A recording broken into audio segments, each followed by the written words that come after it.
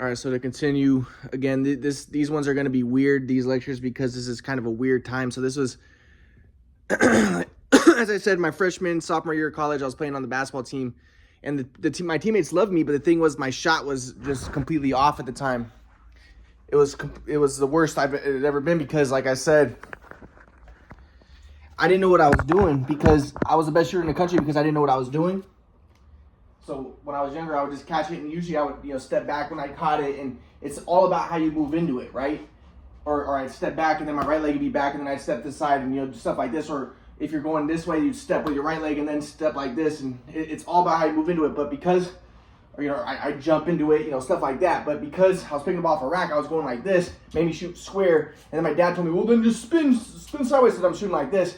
So by the time I got to UCSD, I was shooting like this, just like catching the ball and going like this, and then I changed it to go to like being super square, doing like, and my shot just was completely off.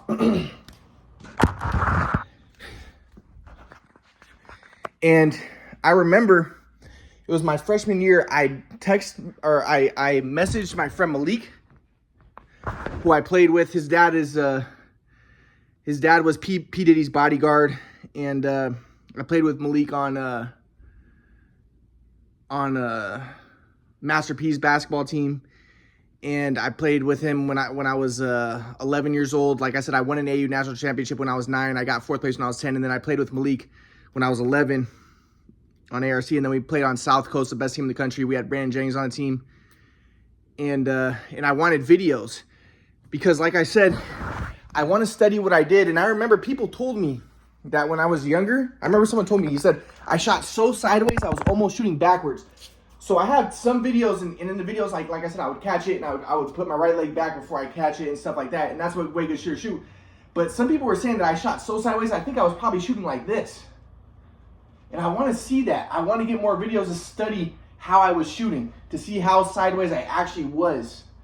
Because I was making four more three-pointers a game playing with South Coast. I was constantly, my shot, people said I was the best shooter in the country. So I want to see how I was moving into shots, what I was doing. I want to study that. But, so I remember I messaged Malik on Facebook, but now maybe it's because of the trauma, but I didn't have trust, right? So I wanted to just ask him, hey Malik, do you have basketball videos? Can I get basketball videos of when we were younger? And he would have had them, but I was too afraid to just ask. So I was just like, because I was too afraid that he might, because maybe I was too afraid he might just say no, because he wouldn't want to give me them. And I thought if he says no and he doesn't give me them, then I'll never get them. So I thought to myself, this is what I'm going to do. First, I'm going to become big time famous, because I knew that I was making rap music at the time. So I thought I'm going to be a famous rapper. And once I become a famous rapper, and somehow like I knew that I was going to, like I said, my whole life I knew that I was a messiah. Something told me when I was in preschool that I was a messiah. So I knew that I was going to do something big. And I thought I was going to be a famous rapper, but like I said, I'll get to the point when my mom ends up throwing away my raps. But I was too afraid to just ask Malik if he had my basketball videos. So I thought to myself, because I thought if he says no, then I'll never get them. So I just texted Malik, and I was just like, hey Malik, we were really good when we were younger, huh? And he was like, yeah, we were really good. And I wanted to ask him, hey dude, do you have any videos? But I was too afraid to ask. So but in my mind, I was like, first I'm going to become famous, big time and famous. And then I'm going to ask Malik for the basketball videos. And also, like I said, my whole life in the back of my mind, I was thinking, I'm going to be I'm the messiah. So it's crazy that I could say that, but I knew it. So I knew that I was going to do something really big. And I thought, once I become the messiah and people acknowledge me as the messiah, then yes, I'll definitely be able to get basketball videos from everybody, And I thought, but that happened especially once I discovered the Quadrimal. Then I was especially thinking in that way. But at this time I was thinking more, I'm going to be a famous rapper, then I'm going to ask Malik for my basketball videos. And then he'll be likely to give them to me because I'll be well respected and I'll be, highly esteemed. So I didn't ask Malik for the basketball videos, but I wanted to get the basketball videos because I wanted to study. But then, like I said, my sophomore year, I asked my mom and dad. I was like, can I get basketball videos of when I was younger? But my mom was actually smart. She said, don't, because you might lose them. But I didn't listen, and maybe I should have listened in this case, but because I ended up losing a lot of them. But I started studying the videos. This was like sophomore year of college. So like I said, my freshman year, I redshirted. My shot was completely off because I was catching the ball and going like really weird.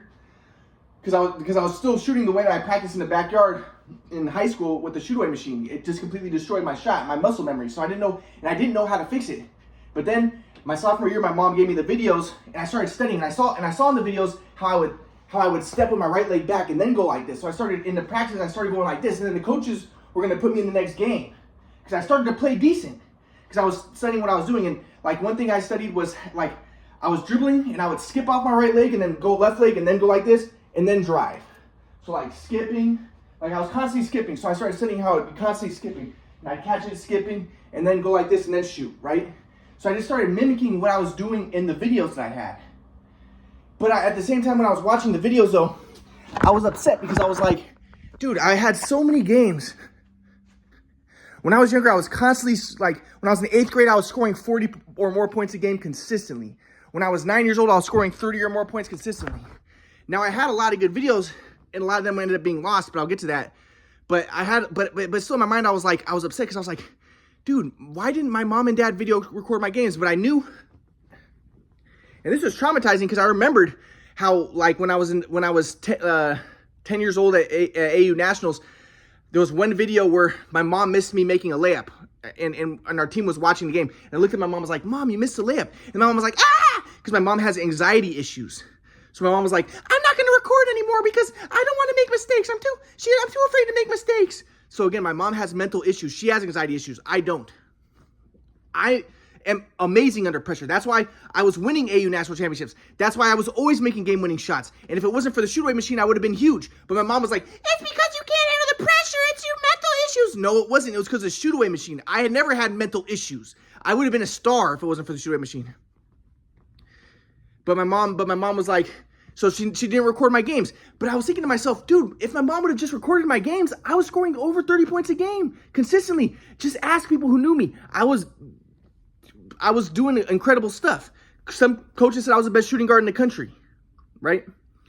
So, I wish I had more videos. And my dad, and I was upset because my dad would said that he didn't want to record because he couldn't watch and record at the same time, and that was selfish. And even my grandpa said that was selfish that my dad didn't record my games. I was scoring over 40 points a game, but also because my dad was he's so superficial. He was so afraid of how I looked, and he didn't want to make me nervous because he didn't want to make me nervous because he didn't want me to play bad. He was so superficial that. But if I had the videos, I could have studied, and it wasn't just. So I'll get to that. But I was thinking I wish I could study more of these videos because I started studying the videos in like, I'll just give an example of like one thing I noticed in one of the videos.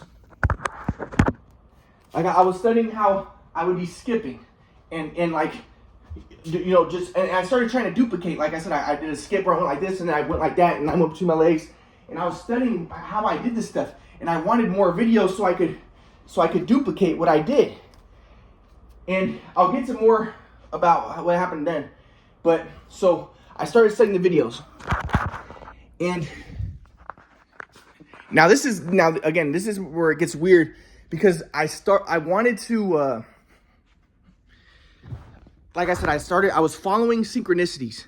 So like I would be writing in my room, and I would let the bird sounds tell me what to do. Like if a seagull was making sounds, I would continue to write, but if the ravens were making sounds, I would stop writing.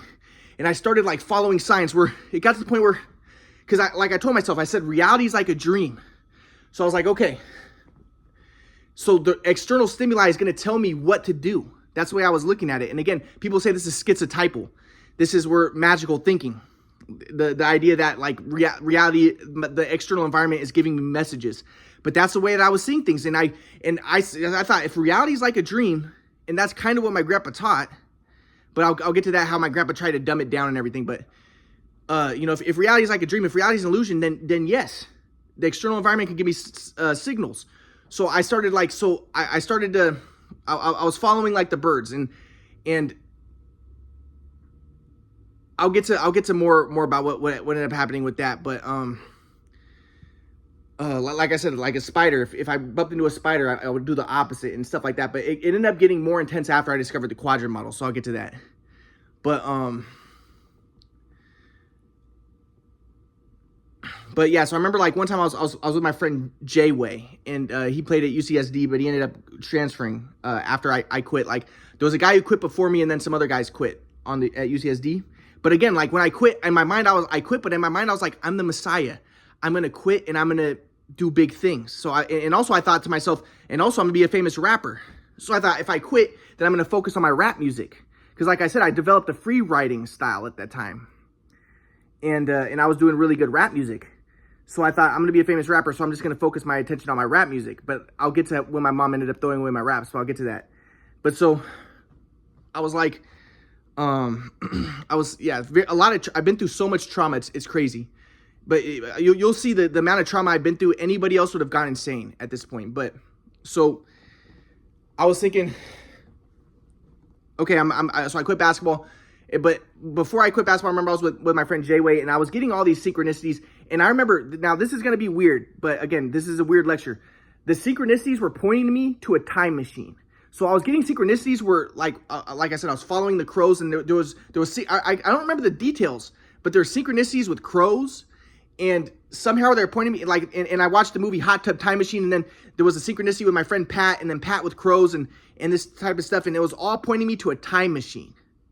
So in my mind, so now I look back at it, I'm like, yes, because in the way I started seeing it later was the significance of the time machine is that's the Merkaba. That's what I want to do. I want to go back in time so I can study. I want to just get my basketball videos, but if I can go back in time and I can study what I did, but I'll get to the swag flow later, but I'm not going to talk about the swag flow, but mainly I want to study the swag flow, but I'm not going to talk about that, but I'm not going to go into details, but I want to study what I did. I want to study the moves I did, how I shot when I was considered the best shooter in the country. I want to study the moves I did, the things that I did, because like I said, I had this one, like for instance, I had this one video, and this is one of the ones that was lost, and I'll get to when the videos were lost. But I was dribbling like this, and only Michael Jordan does this, and I went sideways, and like I dragged my foot, and I remember I used to get like holes in the sides of my shoes, but most players don't do this. But I want to see, because it's all about the approach. I want to see, did I dribble from my right hand to my left hand? Because that makes a difference. You know, what exactly did I do? And I went like this, and I slid, and then I went like this. And I want to study these moves I was doing, but those videos were lost. Like, you know, those types of things. I want to study this. And if I could study the way that I shot when I was considered the best shooter in the country, like I said, people said I was shooting so sideways, I was almost backwards. So that means that I was shooting. But I had more videos of when I was 12, when I was considered the best shooter in the country, but those were lost. But I'll get to that. So I started studying them, but that means I was shooting like this if I was shooting backwards. That's what people told me. So I want more videos so I can study what I was doing.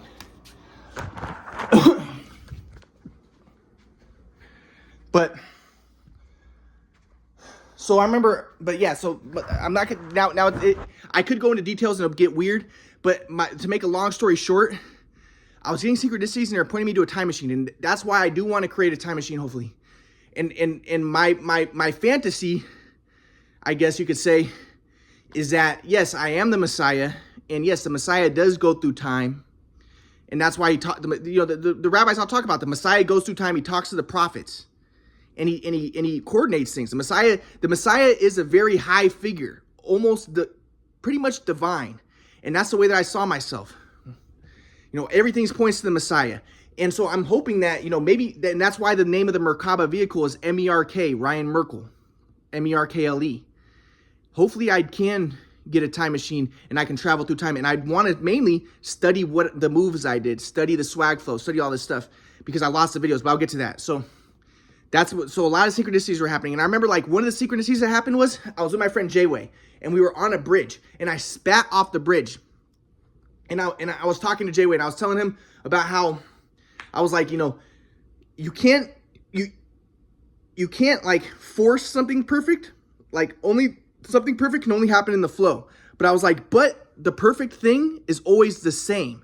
So I was thinking like in terms of like the universe and eternal recurrence, how things have to repeat.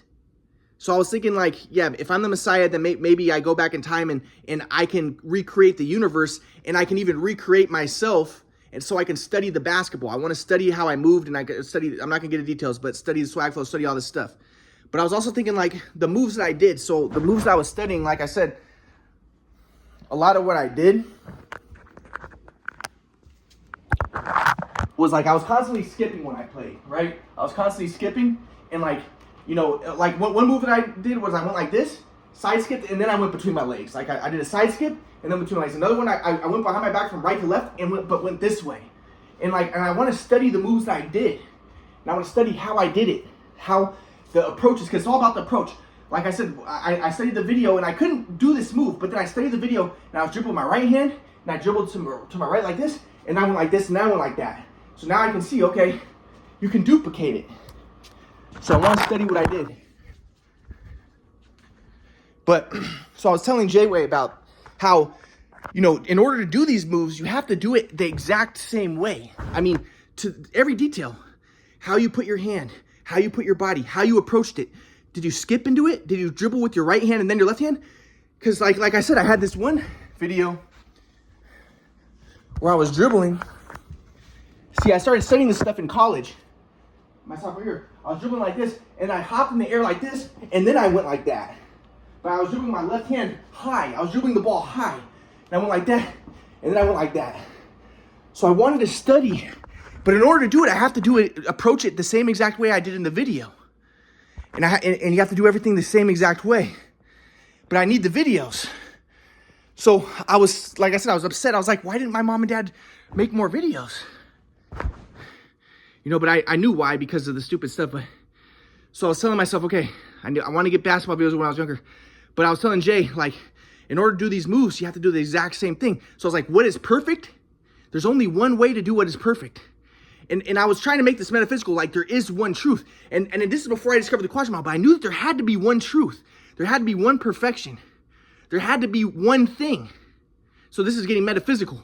So I was telling Jay about this, and I'm not making this up, and you can probably ask Jay, I don't know if he remembers this, but I spat off the bridge, and I went over the bridge, and I spat again, and it landed in the same exact spot. I'm not making this up. My spit landed on the same exact spot that the other spit landed, where you couldn't even see that there were two spits. And then Jay noticed it, and I was like, dude, did you see how both of the spits landed in the same spot? And I was telling you about how what is perfect has to be the same exact way. And Jay was like, dude, yes. He was like, dude, that's crazy. I saw that. So, but my point is, I was trying to say that what is perfect, there's only one way that is perfect. So, yeah, so my point is, yeah, so I want to get, but, all right, so that's kind of what was going on at that time. And what else? Yeah, so, but like I said, I wanted to ask my friend Malik if he could give me more videos, but I was too afraid to ask him. So I'll get to in the next lecture about how, when I ended up losing a lot of my basketball videos, but, and the tragedy, and how I ended up losing my raps. Like I said, I thought I was gonna be a famous rapper, but then my raps ended up being thrown away. I lost a lot of my basketball videos, but now I want to get my basketball videos, so I'll talk about this.